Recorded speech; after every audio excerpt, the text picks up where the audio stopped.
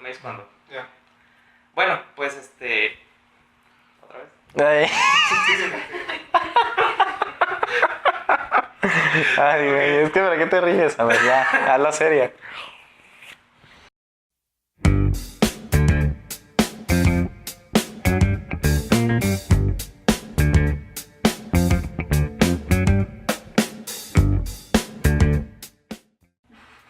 Hoy les traigo un tema que me he dado cuenta en la práctica del día a día que a muchos de ustedes les causa temor y desconcierto. Esta es la raquia. O sea, ¿qué me va a pasar con la raquia? ¿Cómo me la van a poner? ¿Qué daños me puede hacer?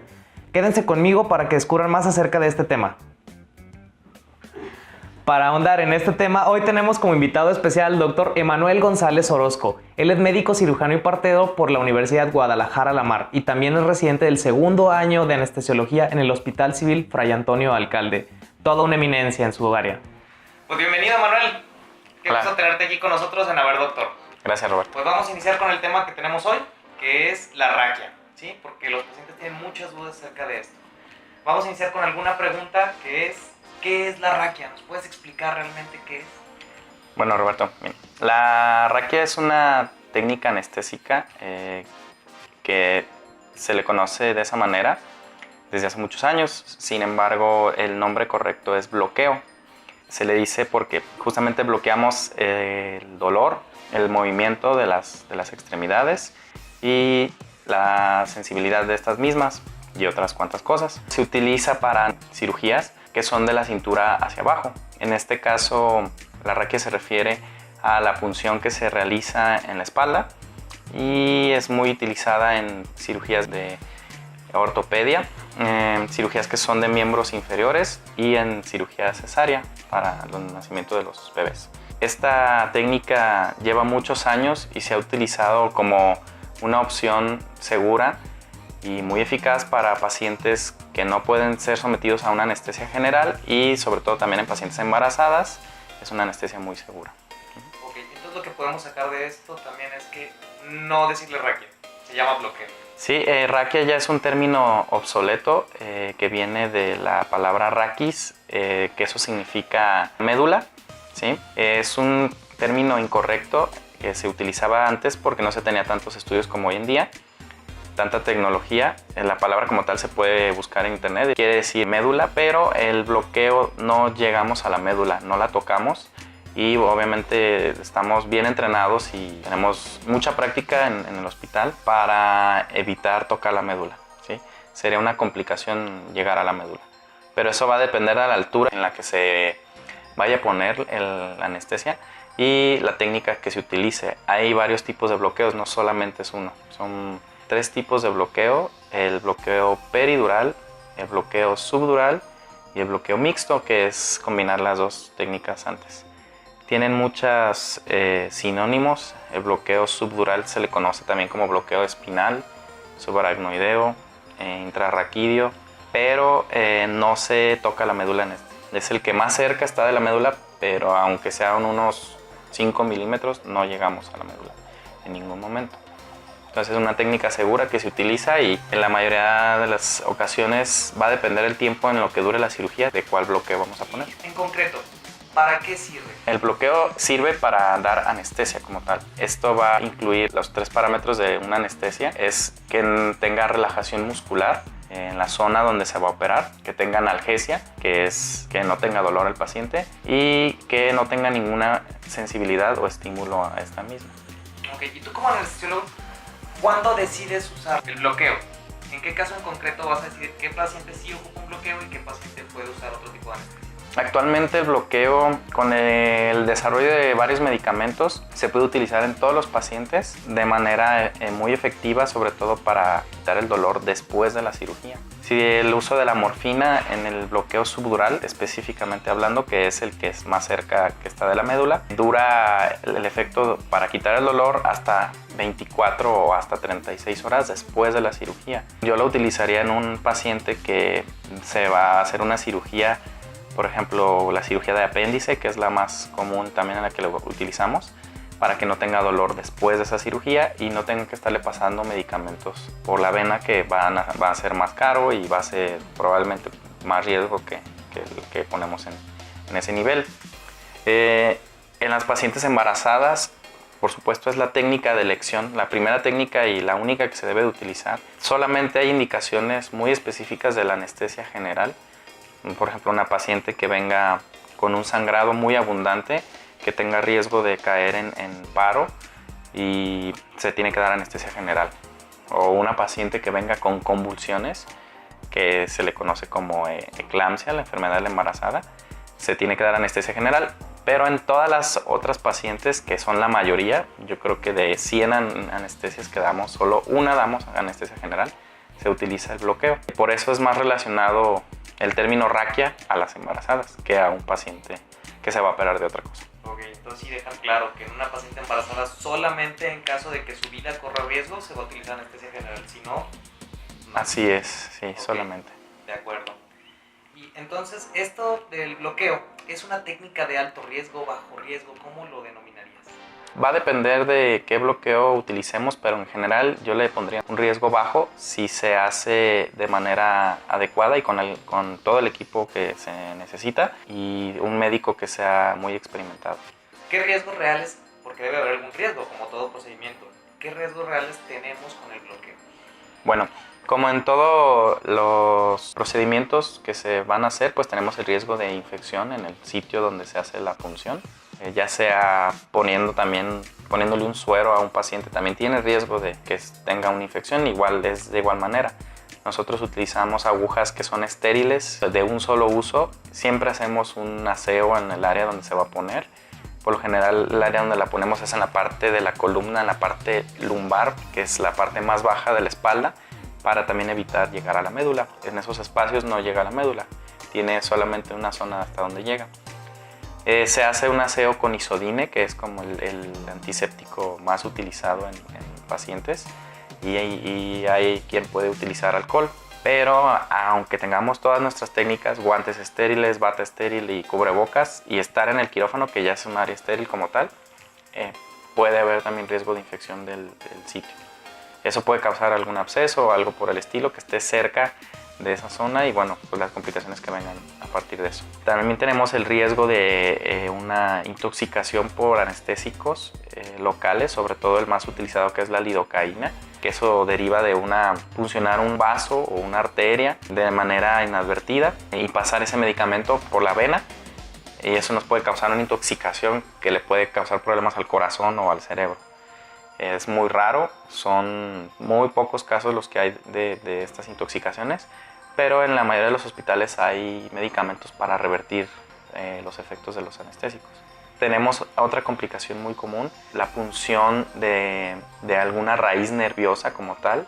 Ese sí puede pasar, sobre todo en pacientes que tienen obesidad. Se va a modificar las estructuras que vamos a tener como guía y podemos puncionar alguna raíz nerviosa, algún otro tejido que no estemos alcanzando el lugar donde se debe poner la anestesia. La punción de la raíz nerviosa, como consecuencia, se puede tener el paciente algo que se llama parestesia después de la aplicación. La parestesia significa un calambre. Eso es lo típico, ¿no? Que cuando le ponen a las señoras que están embarazadas el bloqueo le dicen, oye, ¿en qué pierna te dio el calambre, no? Si es derecha es niño, si es izquierda es niña. Sí. ¿O es al revés?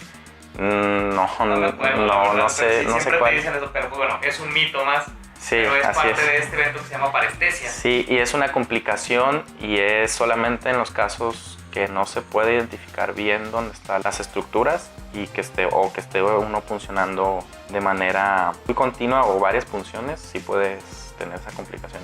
Es muy raro también y afortunadamente cuando se tiene una parestesia secundaria a una punción, digamos que es como darle a la lotería porque los nervios son muy delgados, es muy difícil darle a uno. Y afortunadamente la mayoría de las veces en 6 meses se quita, se cura de manera espontánea. En 6 meses ya no tienen esta parestesia. No es la médula como tal, es una raíz pequeñita que va hacia abajo, pero afortunadamente no es una complicación mayor porque se quita en 6 meses, la mayoría de las veces. La raíz se va a sanar a sí misma así en es. ese periodo de 6 meses, entonces no tenemos nada que temer en este caso. Sí, es una complicación menor como tal. Sí se tiene que acudir a un anestesiólogo para valoración o a un neurólogo para dar un tratamiento. El riesgo de quedar paralítico o parapléjico o sin mover las piernas realmente es mínimo. Yo creo que casi inexistente. Sí, yo realmente, en 12 años que llevo de práctica quirúrgica, jamás he visto un caso de un paciente que tenga algún tipo de parálisis, ningún tipo de parálisis por un bloqueo. No sé si a ti te ha tocado ver algún paciente. Hay una complicación severa que sí pudiera causar esto, pero es un caso muy específico. No me ha tocado verlo a mí nunca tampoco, en los años de tanto de medicina como de anestesiología, casi 9 ya. Y mis maestros de anestesiología tampoco les ha tocado ver uno. Son casos aislados, son pacientes que toman anticoagulantes, pacientes enfermos del corazón, son difíciles de bloquear. Puede causar algo que se llama un hematoma. Un hematoma pues es un sangrado en la parte interna de la columna, se le conoce como hematoma epidural. Está descrito en mucha literatura, en libros y todo de anestesiología, pero qué tan probable es que te pase es de 1 a 200,000 pacientes o en un paciente a 1,000,000. O sea, realmente estamos hablando de que te deberías ganar la lotería, sí, para que te pase eso. Creo que es más probable ganar la lotería que te pase esto. Sí, sí, hay literatura nueva que dice 1 en 1,000,000 y casos reportados debe de haber muy pocos, sobre todo a nivel mundial, porque no en México sí debe haber algún otro caso así, pero son pacientes que son por lo general embarazadas, vaya la redundancia, enfermas del corazón, graves, pacientes de más de 45 años y que estén tomando anticoagulantes o mucha aspirina, que prácticamente esos pacientes sangran de todos lados. Entonces cualquier función que uno haga se va a hacer un morete o hematoma, es lo mismo. Aquí la cuestión es que al momento de nosotros poner la anestesia en la espalda, obviamente en estos pacientes no les ponemos el bloqueo, les damos anestesia general porque corre en riesgo su vida. Así es. Entonces ha habido casos, hay quien se anima a poner el bloqueo y pues le causa un morete, un hematoma cerca de la médula y este morete aprieta la médula, se extiende, se hace grande, digamos un morete de toda la espalda y aprieta la médula y ahí sí corre el riesgo de comprimir la médula y de seccionarla. Ese es el riesgo sin más. Y al seccionar la médula obviamente se queda sin poder mover las piernas. Pero estamos hablando, como dijimos, que es menos de 1 en 1,000,000. Así es, y obviamente los casos que ha habido, se le habla al neurocirujano, operan al paciente y se revierte este efecto. Se hace un estudio, lo operan y vuelve a mover sus piernas. Les va bien a los pocos casos. Es un caso contado, no existe a algún paciente que me haya tocado a mí que le haya pasado esto. Esa es una complicación real, es muy temida por los anestesiólogos, pero es muy poco probable que suceda. Y tenemos otro tipo de complicación que ya es propio por la técnica que se llama cefalea pospunción. Sí es muy común. Se refiere a dolor de la cabeza después de 24 o 48 horas que se puso la anestesia. Esta es debido a una fuga de algo que se llama líquido cefalorraquídeo. Es un líquido que va circulando muy cerca de la médula, el cual solamente en pacientes jóvenes, si se disminuye, duele la cabeza y es muy parecido a una migraña. Esta tiene una incidencia del 10% incluso a nivel mundial. Va a depender de la aguja y de la técnica. Digamos que es la complicación más común del bloqueo. Se resuelve de manera espontánea, pero tarda una semana. Entonces, si no se le da ningún tratamiento, en una semana se le va a quitar solo. Exactamente. Sin más que yo haga. Así es. Ok, Emanuel.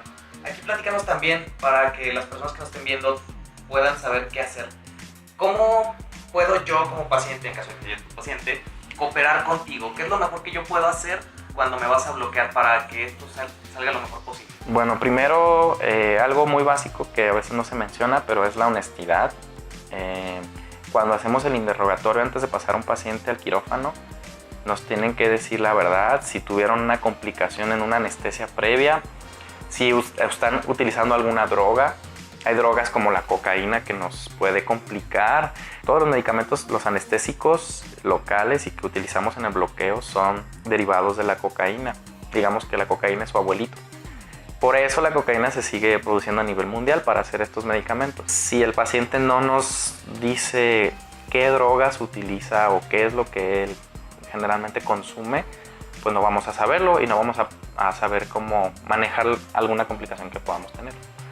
La otra es preguntar cualquier duda que tenga sobre la anestesia. Nosotros estamos ahí para contestar las dudas, informarse bien. Los vecinos de repente dicen, sí, es algo que te va a dejar sin caminar. Sí, entonces, es algo súper común. Que el paciente llega y dice, ¿sabes qué? Es que yo no quiero raquia y no quiero raquia y no quiero raquia porque me dijo mi vecina, porque me dijo la señora del pozole, porque me dijo mi abuelita, porque a mi tía le pasó, porque un montón de ideas que nos meten en la cabeza desde antes de llegar con el anestesio. Sí, y nos llegan a nosotros los pacientes con miedo, realmente asustados, no quieren dejarse tocar, nomás le revisa su espalda, les tocas así con los dedos y se mueven, hasta hay unos que se nos quieren bajar del quirófano y sobre todo mantener la calma. El quirófano es un lugar que da miedo y el anestesiólogo es el médico que más da miedo de todos porque a veces ni lo conocen, llega así nada más y te revisa y todo y a veces hay quien ni pregunta,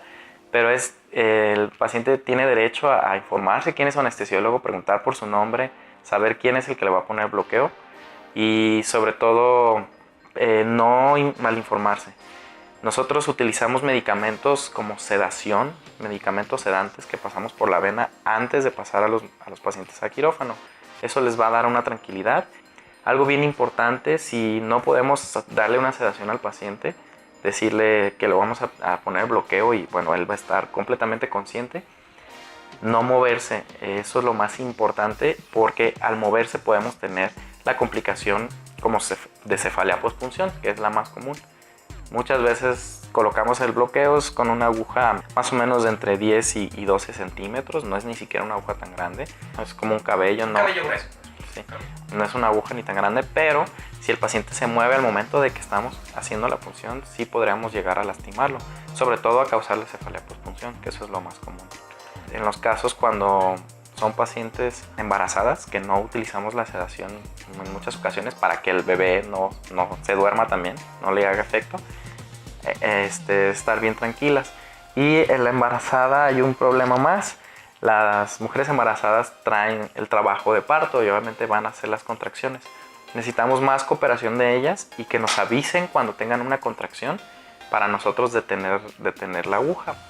Y no estarla pasando mientras tienen contracción porque las podremos lastimar. Para que haya una comunicación, ¿no? De ambos lados. Si yo estoy teniendo dolor, pues le digo, ¿sabes qué, Manuel? Aguántame tantito. Sí. Y ya tú te esperas y entonces sí.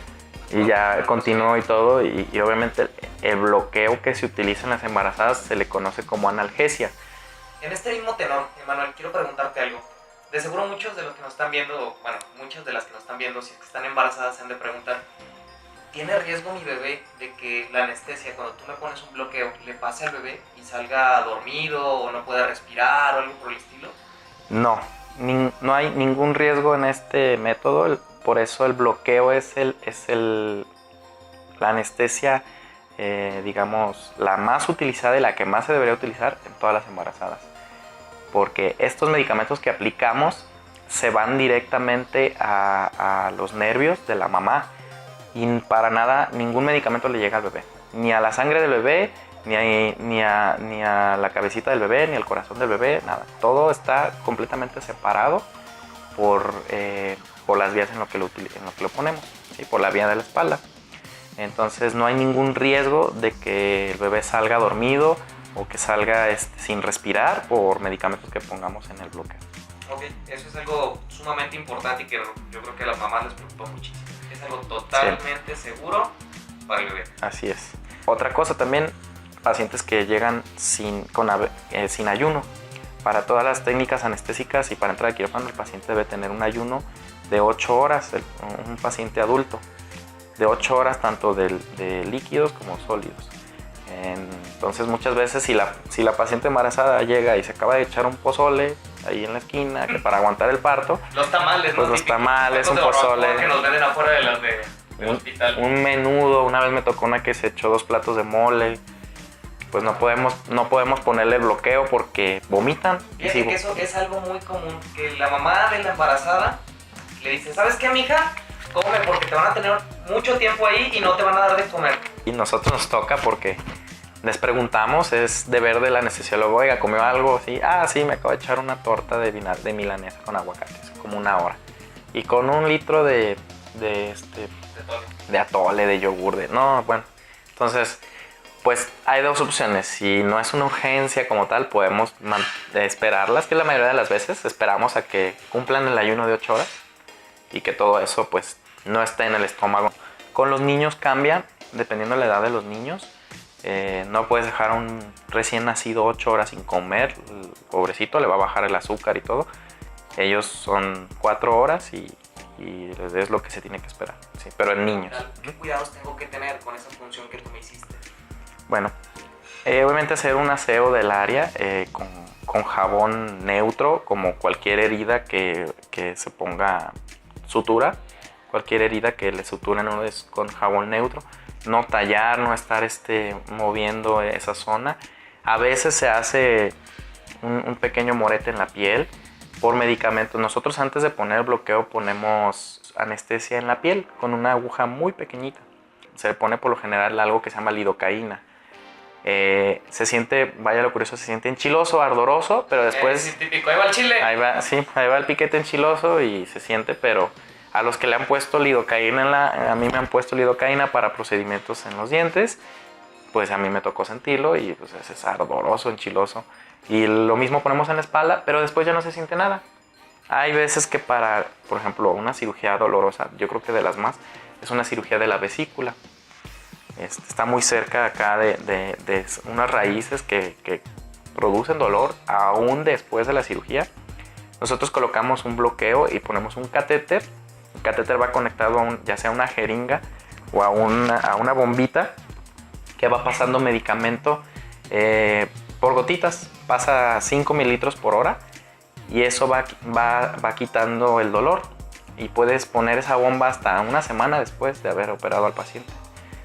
Por lo general lo dejamos de 24 a 48 horas porque no se requiere tanto tiempo. Vas cambiando la bombita. Los pacientes que quedan con esa bombita o ese catéter, el famoso catéter, que está conectado al espacio peridural, así se llama, y por ahí pasa medicamento. Bien importante, ha pasado que los pacientes se van de alta con el catéter. No se debe de ir ningún paciente de alta con cualquier catéter, ya sea uno en la vena, los pongan, o en la espalda. A nosotros nos ha pasado que se van de alta los pacientes con el catéter. Llegan a la semana y nos dicen, oiga, vengo a que me quiten esto, no sé por qué lo tengo ahí. No se lo deben de retirar. Hay pacientes que hay pacientes que se lo quitan. Tienes que estar viendo, el catéter se puede romper, se puede quedar un pedacito de catéter en la piel y luego les sale cicatrices. Y pues, entonces sí es importante que antes de irte al hospital le menciones a tu anestesiólogo, a la enfermera, al médico, a quien esté. ¿Sabes qué? Pues, ¿no me vas a quitar esto o qué onda? En las embarazadas, cuando les ponemos analgesia para el trabajo de parto, a todas las embarazadas se les debe dejar catéter. Uno no sabe cuándo va a nacer ese bebé, ¿verdad? El bebé puede nacer en 1 hora o puede nacer en 15 horas si es su primer bebé de la paciente. Entonces nosotros ponemos el medicamento, ponemos el catéter, lo dejamos con una jeringuita esperando a que ya esté cerca de que nazca el bebé para irle pasando dosis cada hora. Esa es la función del catéter, vamos pasándole dosis. Porque si solamente ponemos una sola dosis con la pura jeringa, pues tendríamos que volver a hacer la técnica y volver a picarla constantemente. Así es, y esa es la función del catéter, estar pasando medicamento para el dolor y quitarle o reducirle lo más posible el dolor a una señora que está con trabajo de parto, que pues es muy doloroso. Y como no le llega nada al bebé, es la técnica más segura para poder quitarle el dolor a una paciente que tiene un trabajo de parto.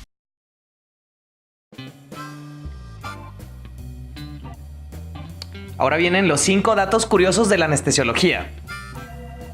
Dato número 1. El descubrimiento de la anestesia ocurrió en el año de 1844 y esto fue por un odontólogo de nombre Horace Wells. Él acudió a un espectáculo de circo y en él observó cómo el químico Gordon Q. Colton daba a inhalar un gas a voluntarios del público. Después de esto, tenían frenéticos ataques de risa, aunque en algunas veces se volvían violentos y desinhibidos. Wells logró observar cómo en uno de estos desenfrenados momentos uno de los voluntarios del público se hizo una herida y no sintió ningún dolor. El gas utilizado era óxido nitroso, mejor conocido como el gas hilarante o el gas de la risa. Así que Wells le pidió a otro odontólogo amigo suyo que le extrajera una muela bajo el efecto del óxido nitroso, y así, al recuperarse del efecto y darse cuenta que no había sufrido ningún dolor, descubrió la anestesia. Dato número 2.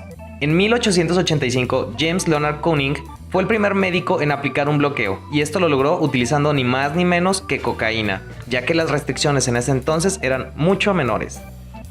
Dato número 3. La primera vez que se utilizó un bloqueo en la atención de un parto fue en 1942. Vaya que ya tenemos experiencia en esto. Dato número 4. Los asirios comprimían la carótida del cuello hasta que el paciente perdía la conciencia y caía desmayado. Aprovechaban este momento y realizaban la cirugía. No lo hagan en casa. Dato número 5. Si observamos el símbolo de la anestesiología, este claramente parece la hoz de la muerte, mostrando a los anestesiólogos como místicos y enigmáticos, pero no, en realidad se trata de un laringoscopio, elemento que utilizan para poder intubar a los pacientes. Pues bueno, Manuel, te agradecemos mucho que hayas venido y nos hayas quitado de dudas, que hayas informado a nuestros pacientes para que puedan saber qué esperar y cómo apoyarse y apoyarte a ti cuando tengan este procedimiento. Bueno, muchas gracias por haber estado con nosotros y espero que te volvamos a ver aquí pronto. Ha sido un placer, Roberto, cuando gustes. Bueno, y para todos ustedes, recuerden que la medicina es una ciencia que requiere ver, oír, sentir, oler y pensar. Por eso, digan no a la consulta telefónica.